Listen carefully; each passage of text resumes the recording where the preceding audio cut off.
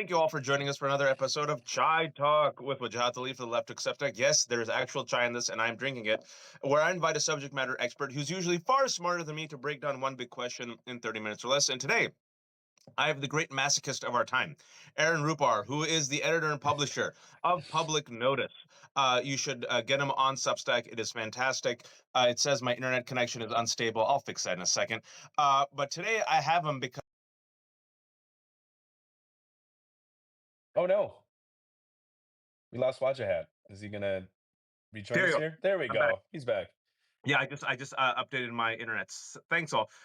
So today we have Aaron who's going to join us, and I want to ask this big question: how does the right wing dominate the media landscape and influence insane wash coverage of the Trump administration?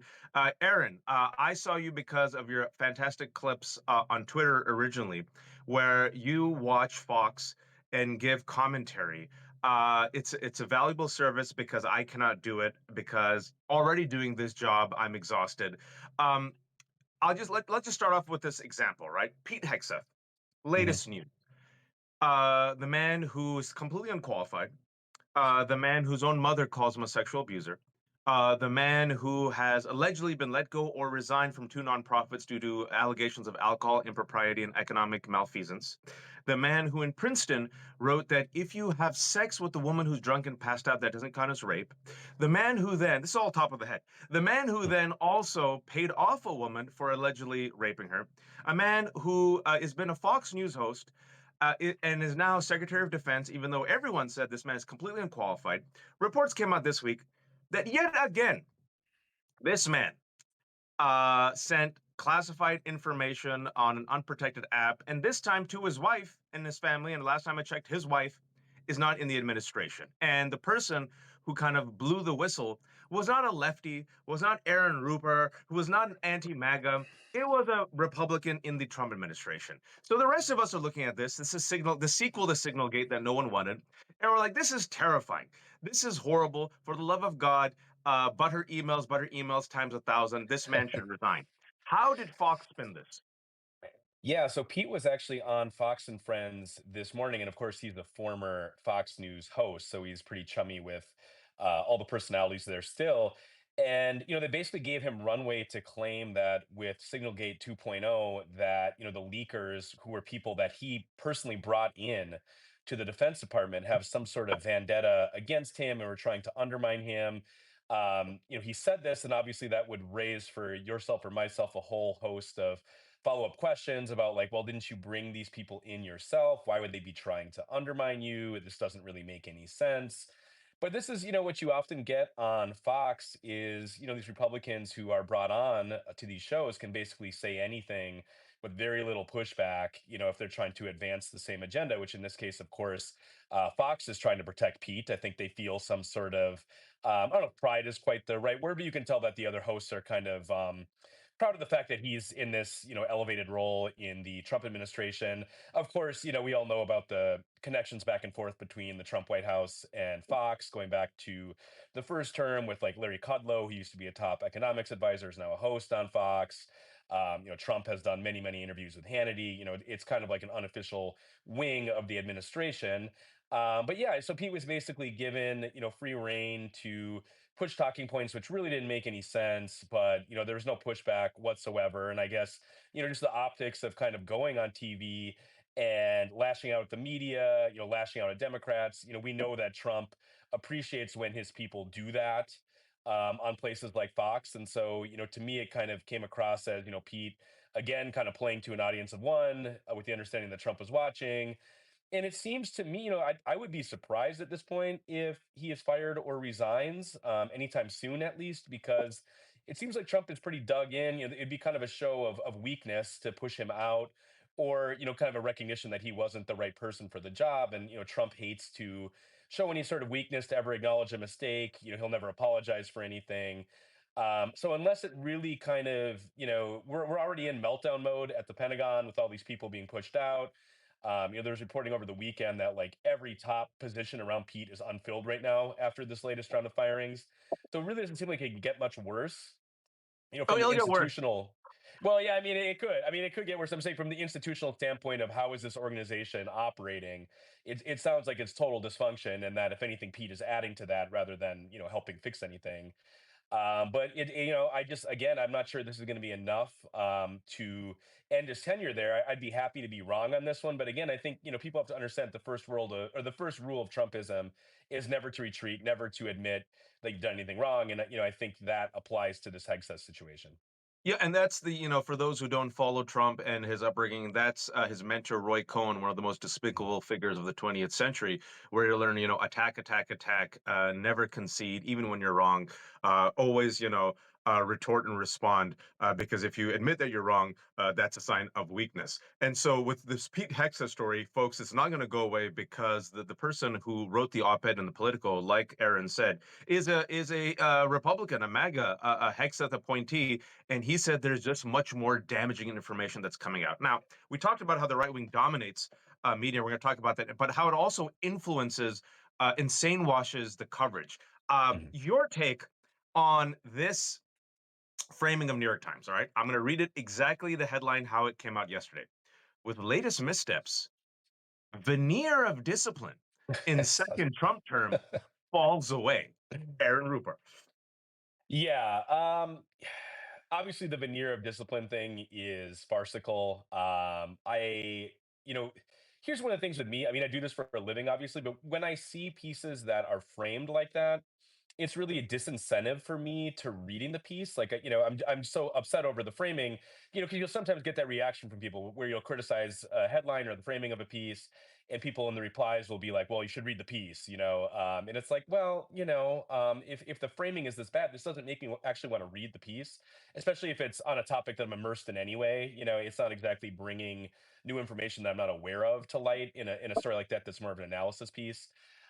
So yeah, I mean that is just kind of farcical. Again, maybe you can shed some light on what they were citing as like the veneer of discipline, because I'm not even sure what that would be. You'd have to maybe go back to like the. I remember during the campaign there was talk of how Susie Wiles was kind of imposing, a little more discipline and keeping the ducks in a row better than Allegedly, and that was an allegedly. yeah, allegedly. We never saw proof of it. And Aaron, going back, I didn't mean to cut you off and Minrad, but just Yeah, to, I mean, this is not the first time Trump is president. I'm old enough to right. remember the first administration, and I remember I was on CNN, and the first time that the White House press secretary Sean Spicer came out. I don't know if you all remember this.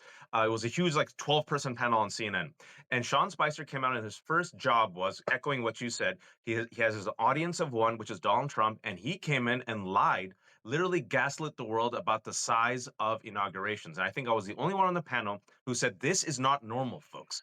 What you're Hmm. seeing right now is not normal. They all tried to like make excuses. Oh, he'll get disciplined. Oh, it'll be better. I'm like, no, we just saw the White House press secretary come out and in his first press conference from the White House literally lied to the world about the size of the inauguration that we could see with our own eyes. So, Hmm. what discipline, what veneer, what normalcy? It's been like this for Yeah. 10 years, Aaron. Well, Do you and think if the media would anything, learn?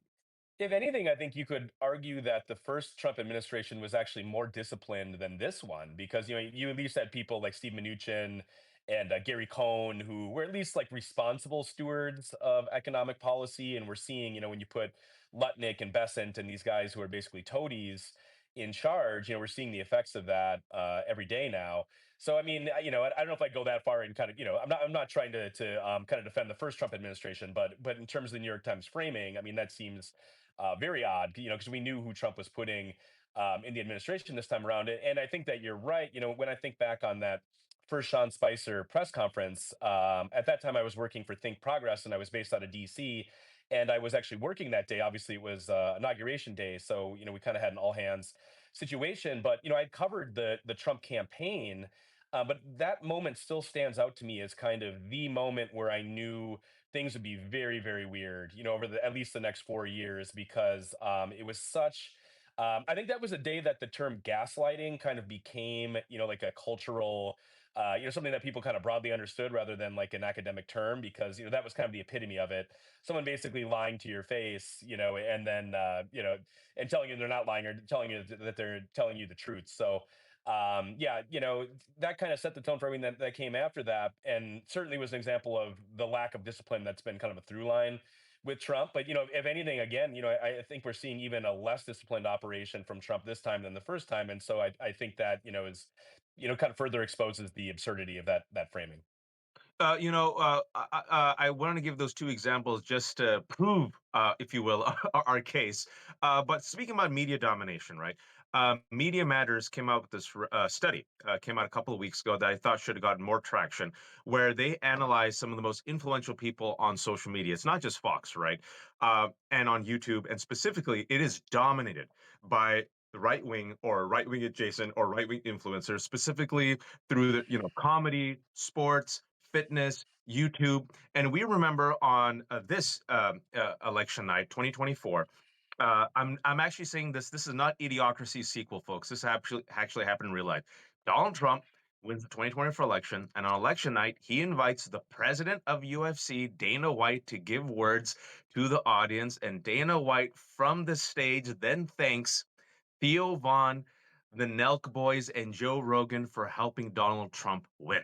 And those folks, if you don't know who they are, they're part of the Joe Rogan Manosphere YouTube kind of podcast realm. A lot of these bros who are into sports, comedy. Mm. Talk to us about the domination of the right wing over the past 10 Mm. years when it comes to media. I don't think people realize Yeah. how deep it is.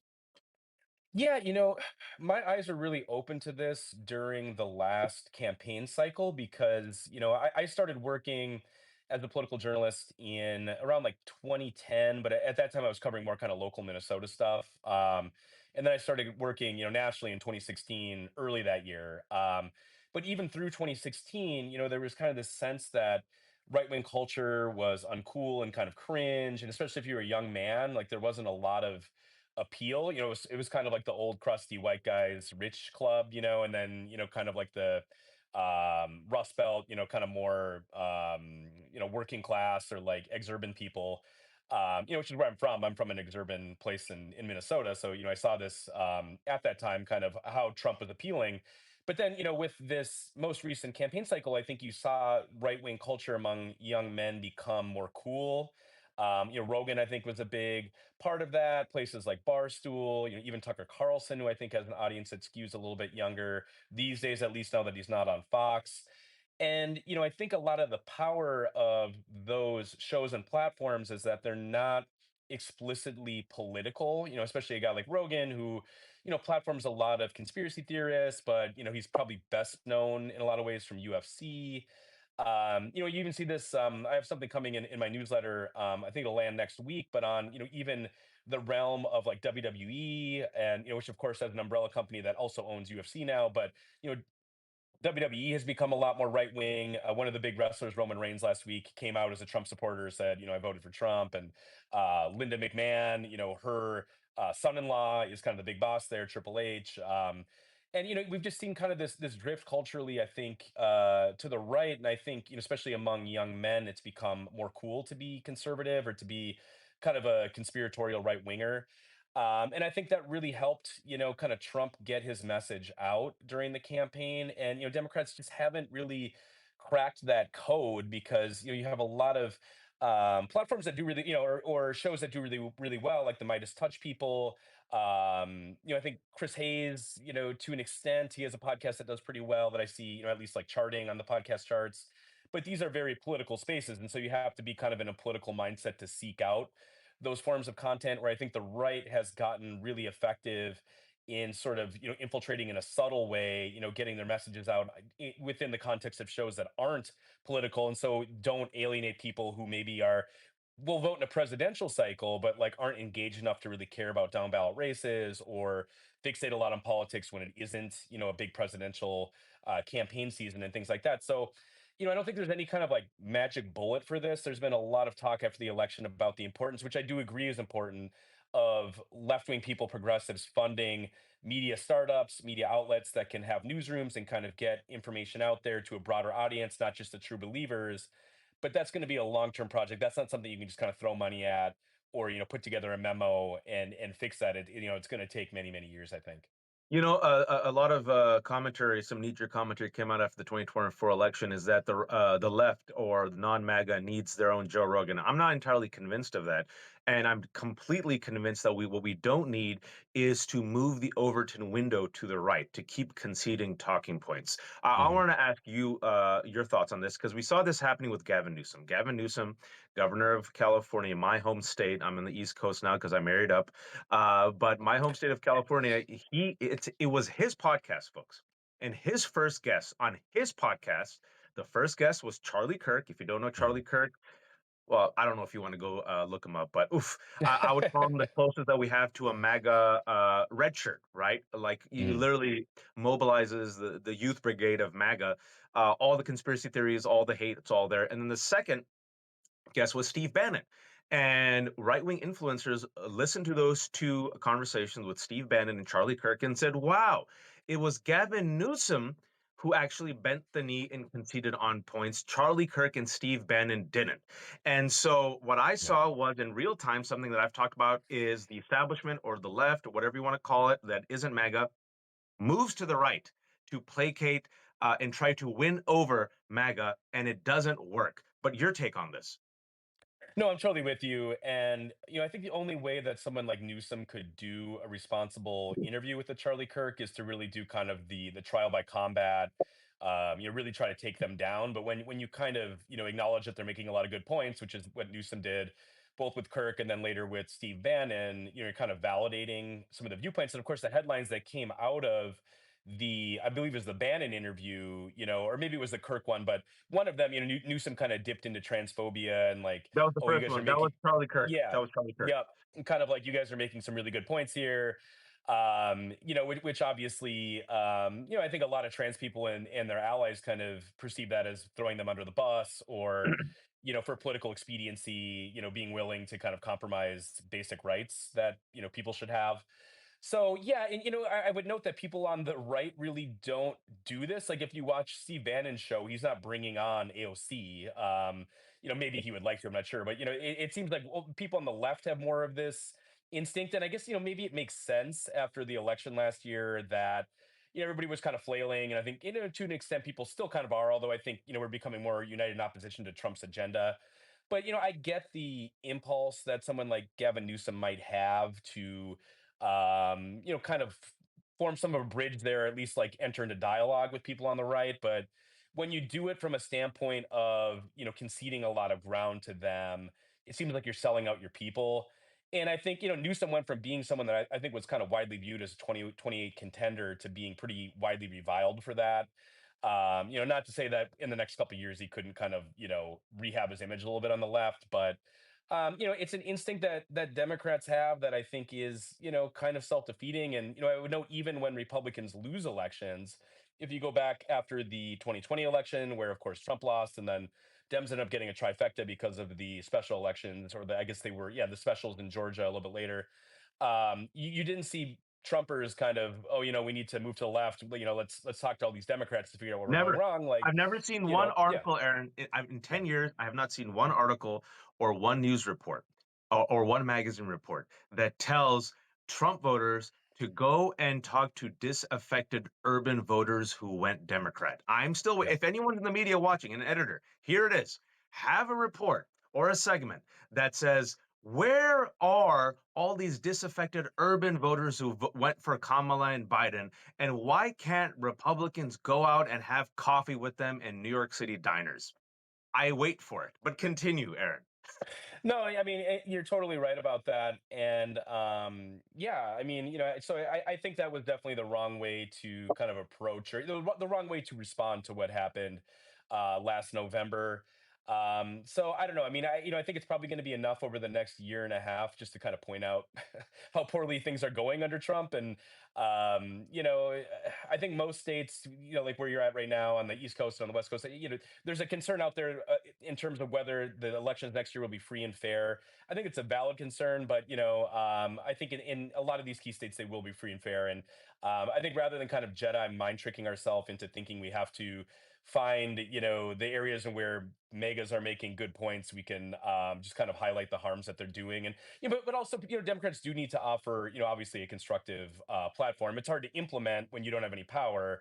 But I don't think that constructive platform is going to be, we need to talk more about how bad it is that trans people play sports, because you might as well just become a Republican at that point. I need another story. I need another story about that one trans athlete from several years ago and how Riley Gaines lost her chance at becoming fifth place. I need one more story, Yeah. folks, and then I might be convinced. But we're talking about also how mainstream media or establishment media, I'm not necessarily using it as a pejorative, helps sane wash right wing talking points. Now, I'm going to give an example because this is something that has been happening for years. I've always said that there's affirmative action for conservatives in mainstream media. I'll give an example. I was Yeah. at CNN for a year officially.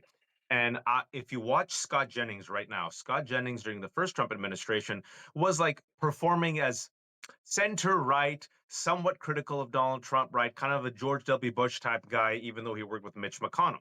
And speaking about how it's, cruelty for us, civility for them, safe spaces for them, no safe spaces for us. I got four criticisms when I was at CNN. The person who now runs MSNBC was forced to call Mm. me. I'm like, what did I do? And it was because the conservative sparring partner that I was on narked and said that I was being too mean. They were really Hmm. concerned about me pissing off conservatives. And I'm like, literally, you hire these people to go on and lie and mock people, and they're calling your own network fake news. But I spar with them and I get this performative call that now you have to be nice to them. So one of them was Scott Jennings. And I was debating Scott Jennings on Anderson Cooper's show. And I remember I told Anderson, Scott, I said, Scott, you used to criticize us. Come on, man, grow a spine. Don't be an amoeba. And the next day, I get a phone call from the head of MSNBC talent right now. Excuse me, CNN talent, who right Hmm. now runs MSNBC, Rebecca Cutler. I'm spilling Okay. some tea here, folks. And Rebecca Cutler says, now, we have to be nice to our colleagues. And Hmm. now look at Scott Jennings, who now plays, you mentioned WWE. He Yeah. plays the role of the heel. It used to Yeah. be Rick Santorum, who I used to go up against. Rick Santorum said racist stuff. He got fired. It used to be Yeah. Jeffrey Lord, who I Hmm. used to go up against. Jeffrey Lord, talked about doing a Nazi salute. He got fired. So now it's Scott Jennings. And I don't know if you've seen, folks, Scott Jennings on these nightly panels with Abby Phillips. You can Hmm. actually have a robust, intelligent discussion. There's like five people. But Scott Jennings comes, throws in a wrench, and about 40% of the show is just responding to Scott's deliberate, intentional right wing sand in the gears. Talk Yeah. to us about how CNN and even other mainstream media have this affirmative action of conservatives that does not help the truth. And furthermore, Aaron, does not attract any of the MAGA eyeballs they want to see, because MAGA Yeah. still sees us as the enemy of the people. Sorry for Right. my rant. Well, I hope that backstory no, was no, that's helpful to people. That's really interesting. Yeah, that is some tea that you spilled. I didn't know all that backstory there, but it does kind of shed some light as to some of the dynamics at play there. And I'm obviously a glutton for punishment. I watch Fox every single day, Newsmax, Bannon, Charlie Kirk. But even I, with that Abby Phillips show at I think it's 11 or 10 that it's on at Yeah. nightly. That is kind of where I draw the line, because it really, if I wanted to watch kayfabe, I would turn on WWE. At least they kind of actually fight each other. Because it is, it's just kind of these staged arguments. I mean, sometimes, she will get, especially like she's had Jasmine Crockett on there, like kind of more newsmaker type people, and then it can be a little more interesting because at least like it's someone who has some influence. But if it's just kind of Scott Jennings, arguing with some rando on there, it's like, to me that's not, it makes for good clips because people are fighting and the conflict is good, but yeah, you're right. And then, also, you're right that for years now, it feels like CNN has been trying to tap into kind of the Trumper audience, and they just have never really been able to do that. I mean, even Caitlin It's Collins, who been I think 10 does years, good. bro. It's been Yeah. 10 years. And Caitlin Collins, who I think does good work. I'm not, this isn't to denigrate her, but obviously her background is with the Daily Caller. Like, she came up as a right wing media figure, and she can't really tap into that audience because unless you're like a full Trump Kool Aid guzzler, these people aren't going to watch you. They're going to watch Hannity. They're going to tune into Newsmax, or even more for the right sources. They're not going to watch CNN. And so I really tune in these days for CNN. My routine with them is I kind of fast forward through all the shows to see who the guests are.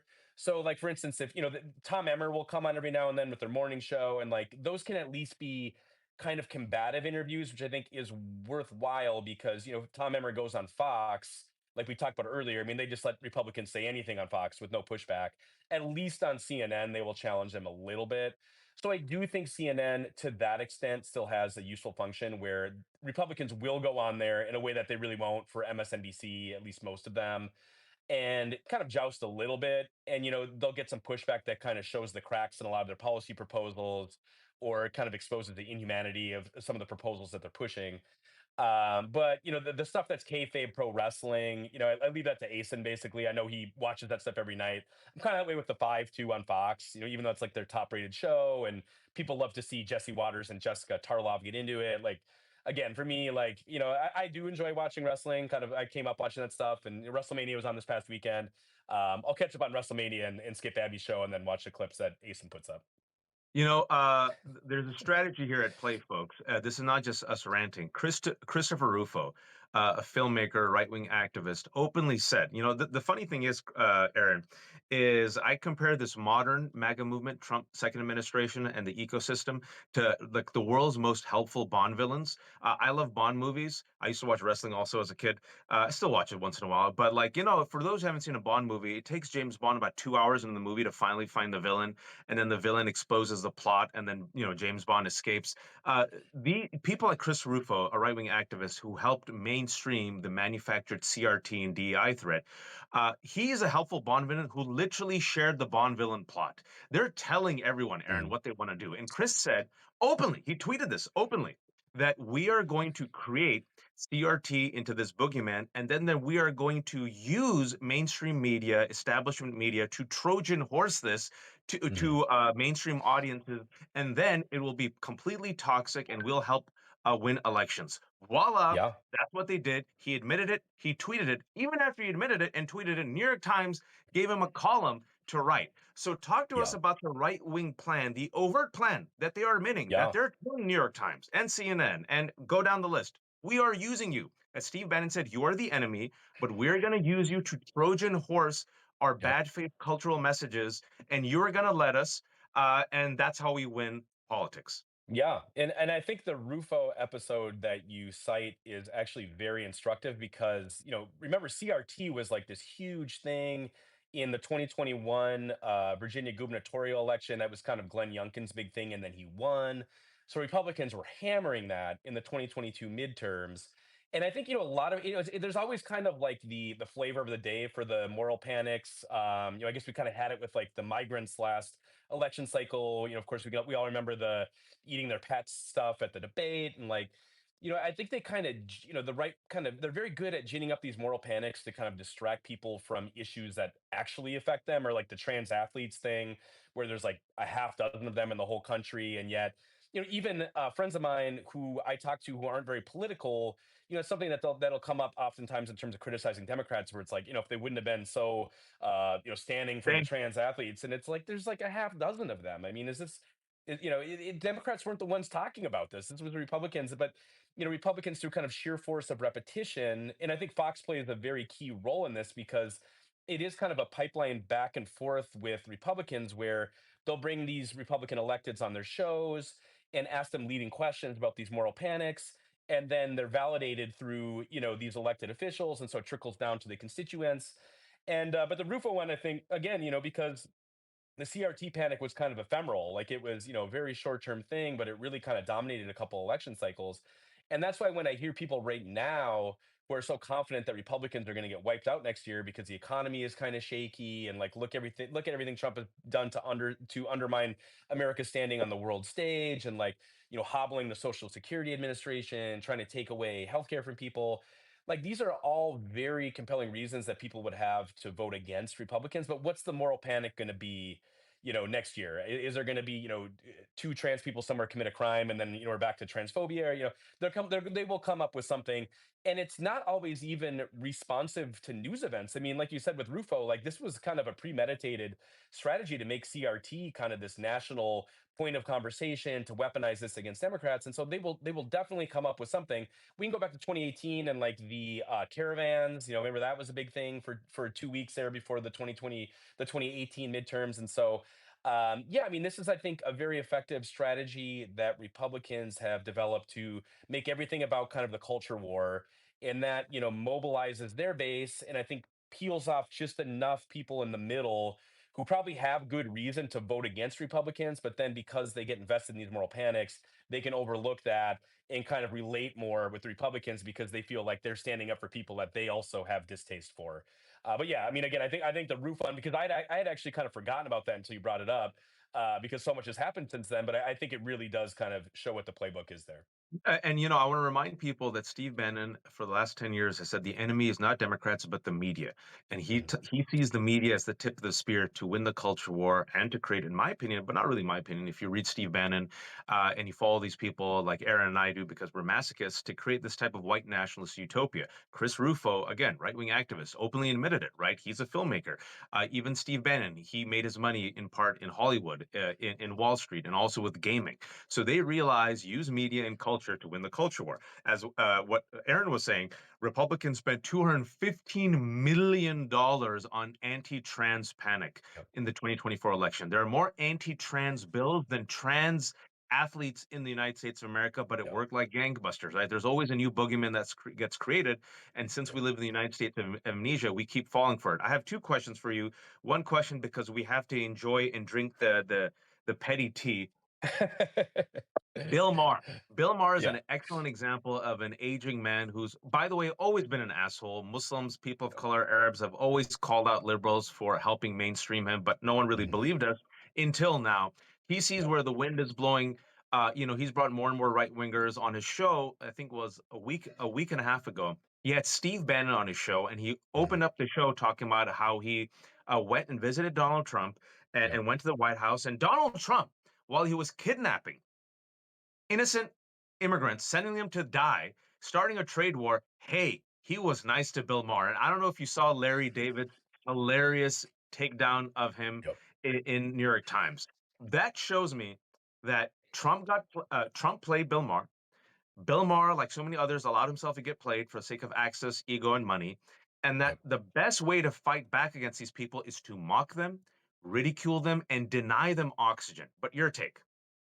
No, I'm with you on that. It reminded me a little bit of like the Morning Joe situation as well, where Joe and Mika went down to Mar-a-Lago during the presidential transition, and I don't think they've gone quite as far as Bill Maher in terms of becoming like a character witness for Trump, which is obviously completely preposterous. And you just wonder. I mean, I kind of grew up. I know this is more of like a boomer dad thing, but like I grew up as kind of like a World War II nerd a little bit. It's like, if these people just kind of like read a book or two about World War II. I mean, we're kind of replaying that whole scenario where it's like, Hitler did have some charisma, and a lot of people were very devoted to him. He had cronies of his who were character witnesses for him, and he peeled away just enough people in the middle who kind of became converts. Where the cult kind of grew in stature and credibility, and people like Bill Maher making pilgrimages. I'm assuming you went to Mar-a-Lago. I don't remember the full details on that, but kind of going to Trump's palace and kissing the ring, and oh, he was nice to me and we had a nice dinner. I mean,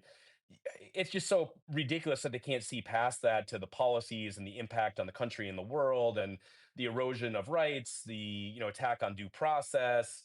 That they can't see past that is just again it's like if they ever read anything about like 20th century authoritarianism, you would hope that they would know better. And I'm not even sure, for a guy like him. I mean, maybe you're right in terms of he sees which way the wind is blowing, that's a more lucrative direction for him. But I almost feel like being kind of the credible centrist who kind of punches both ways, and maybe that's what he's aiming for. But I don't think you meet with the aspiring fascist dictator. If you want to maintain credibility with kind of the left flank of your audience. So I guess we'll see how that plays out for him. I gotta confess, I have not watched a ton of his show in recent years, so I mainly just kind of see headlines through other people talking about him or clips on the internet. But I definitely thought that was a shameful incident that caused me to kind of reassess whether he's worth paying attention to at all. My final question is this Yeah. one. We see oftentimes establishment media, and I've been in it for a while. I mean, one foot in, one foot out. The way they're trained, Aaron, and you're at Think Progress. I wrote the Fear Inc. report, The Roots of the Islamophobia Network, that was released by Think Progress and CAP, I think 14 years ago. But this old school, I'm not using old as a pejorative, but this old school journalistic training is we got to do both sides. We have Mhm. to be fair. Yep. Umpire, balls and strikes, right down the middle. Yep. View from nowhere. I've always thought it was bullshit because I'm a person of color, because I'm a Muslim. I've always seen how it's always been skewed, right? Who Yep. gets the microphone? Who gets the column? What stories are centered? What stories are above the fold? What stories are below the fold, right? What is given priority? Who's the heroes? Who's the bad guys? It's always subjective. Uh, Mhm. I don't think you can or should both sides fascism. I also think Yep. that it is our job, if you are a journalist, your job is not to say, well, one person thinks it's raining, another person thinks it Yes. isn't. Let's discuss. No, your job is to stick your head out of the window and see whether or not it's raining, and then come back and say, why are you lying? It's not raining. Your advice to the majority that wants to push back against MAGA, your advice to the Mhm. media influencers is not just CBS, ABC, NBC, CNN, New York Times anymore. It also includes those in social media. How do we push back and win the media war when right now the right wing has dominated it? And according to the analysis that's still coming out from the 2024 election, it is because of media that Donald Trump was able to barely win the election, a convicted criminal, a vulgarian, who, in my opinion, is an aspiring fascist. Yeah, and before I get to answering your question, I mean, the other thing that I would kind of push people to try and be more aware of. I've noticed this a lot, even today in some of the coverage of the Trump administration, is the asymmetry where I think elite outlets kind of assume that Republicans are crazy and malevolent. And so, like, for instance, Ron Johnson yesterday was on with Benny Johnson on his show. I posted the clip, and they're like going all the way down the road now of 9/11 being an inside job. And Johnson was Wow. talking about, oh, yeah, holding, and, I encourage people to check out the clip because it's a 3-minute clip. It's just Wow. bonkers. But, like, and then I saw some people comment today kind of like, why isn't anybody covering this? And I think, like, it gets to that asymmetry where when Republicans say or do crazy stuff, it's kind of par for the course. Because I think a lot of, elite mainstream reporters, and, I've traveled in those circles, they kind of, Republicans don't really have agency. Things just kind of, Democrats have agency, and Republicans are kind of unhinged and kooky. And so they do kooky stuff, and that's just normal. Whereas Democrats are soon to be competent and sane. And so if anything happens that points toward, not being competent, like the Biden age stuff, maybe he was too old to be competent, then it's like, huge breaking news. And so I think that's kind of baked into a lot of the mainstream coverage. And I think it's a very insidious asymmetry that benefits Republicans. In terms of like what people can do to push back, I think the most simple thing people can do is support outlets that you think are doing good work. Support independent creators such as yourself and myself on Substack who are doing good work. I think a lot of the stuff on Midas is pretty solid. People like that, even Talking Points Memo, Josh Marshall. There are a lot of outlets that are out there doing good work, and you can kind of express support and make that sort of coverage sustainable by becoming a paid subscriber, by if you're a TPM member, things like that. So I think that's kind of the most basic thing is just kind of put your money where your mouth is. Like myself, I still subscribe to all of the outlets because it's kind of part of what I do, and I try whenever I can to share gift links so that if people don't subscribe that they can still read the stuff that I'm sharing. But if you're really turned off, the Washington Post at this point has kind of drifted so far down the line with how the state of their editorial page that, like, I've kind of had those pangs of like, do I really want to continue financially supporting this? And to date, I still am. But I think that's just the most simple thing that people can do is both financially support outlets that you think are doing good work, but then also, be aware of what you're sharing. Like, amplify stories that you think are doing a good job, and not stuff that you think, will kind of like reinforce bad habits or, spread around work that is subpar. So that's the answer that comes to mind right away. I mean, I think we talked about this a little bit earlier, how kind of systemic the issues are, and it's kind of, a little beyond, I think, individual news consumers to do anything about that. But, I'm hoping personally, you brought up Think Progress. That was where I started. Like, to me, that was an example of the sort of thing that the left needs more of. Are newsrooms that are well funded with incredible organizations that, have resources to hire good journalists and do good work. And so I hope that these past, few election cycles, I guess specifically 2024, have kind of reinforced that need to have a thriving left wing, democratic friendly media ecosystem that can get messages out there, that aren't the New York Times or that aren't the Washington Post, that seem very committed to kind of both sides coverage, that are infected with these asymmetries that, I talked about earlier. But to, your audience, that would be the main thing I would say is support people that you think are doing good work, both with your eyeballs, with your shares, and with your money. Democracy dies with both sides framing, and billionaire funding. Yeah. Just saying. I'll say this, Aaron, you do the work that people don't want people to need the people don't want to do, the masochism. I think it is very important. You know, Mehdi Hassan and I talk about this. Is people like us, you, me, Mehdi, others who are in this, us masochists, we understand how the right wing works. We understand right wing messaging. We can see right wing talking points infiltrate mainstream discourse. When people within our communities, much like you, say stuff like, oh, the trans and this and that, you and I know where it comes from, and most people don't, right? Most people are just folks trying to get by, trying to pay their gas, trying to buy eggs for Easter instead of painting potatoes, and they don't know that these manufactured right-wing talking points that get disseminated by Fox, by New York Post, by politicians, then enter the mainstream ecosystem and discourse, and they have no idea that they're basically being susceptible to right-wing propaganda. So we need more awareness, we need more people to be informed, and we need a robust pushback. So I thank you for the work that you do because, man, if I had to watch Fox as much as you do, I don't know, bro. I don't drink. I'd probably start drinking, and I've never drank in my life. I want to thank Aaron and the work that he's doing. Public Notice is one of the most successful Substacks. Please subscribe. If you can give money, please give money to Public Notice, Aaron's outlet. He has fantastic contributors. It's not just him, and he pays those contributors, folks. Mhm. I know Yep. people who've contributed, and he actually pays. It's not the Huffington Post model. Also, Oh, yeah. follow Aaron on Blue Sky and on Twitter. I'm Wajatli for the Left Hook Substack. I am not an idiot, but I am a fool. I, much to the chagrin of my immigrant parents, have kept everything for free. No paywalls because I am a moron, because I think everyone should have information during the rise of fascism. So I'm Yeah. like Blanche Dubois. I depend on the kindness of strangers. If you haven't subscribed, please do. It's been less than a year. I think we now have 65,000 subscribers. I'm a simple man, but for me, that's a lot. And you give what you can. It's theleft.substack.com. And I also have an interview with Joyce Vance coming out at 6 p.m. today, Substack Live. Well. And I co-host America Unhinged with the great Francesca Fiorentini, who was fired by the Young Turks because the Young Turks, much like Bill Maher, decided to go all the way, well, to the right and Sanewash. So I co-host with Francesca. We never bend the knee. We keep it honest, real. It's at 8 p.m. live tonight on Zeteo's YouTube channel, Zeteo. Aaron, I think I did a good job, but be shameless. Oh, fellow middle-aged, exhausted dad, shamelessly promote yourself. How can people support you? No, you did a good job, and it's really nice to actually chat with you because, of course, we've interacted on Twitter probably for a decade, but I don't think we've That's ever right. actually, had a call or anything. So it's really nice to chat. And yeah, thank you for having me on. And again, publicnotice.co is the site. I post on all of the platforms these days. I recently joined TikTok as well, although I'm kind of figuring out how that works still. But Blue Sky. X and certainly similar to you, I don't paywall very much. I do paywall Q&As here and there, but even free subscriptions really help, and you'll get the vast majority of the content for free. And also, like the free model, I think is kind of underrated. My former boss at Think Progress, Judd Legum, with Popular Information, he does everything for free, and I think he has many, many tens of thousands of paid subscribers. So sometimes the work itself, is all you need. You don't really need to paywall things, but free subscriptions. If please sign up for that, and if you have the scratch to sign up for a paid one, I'd appreciate that too. It's publicnotice.co.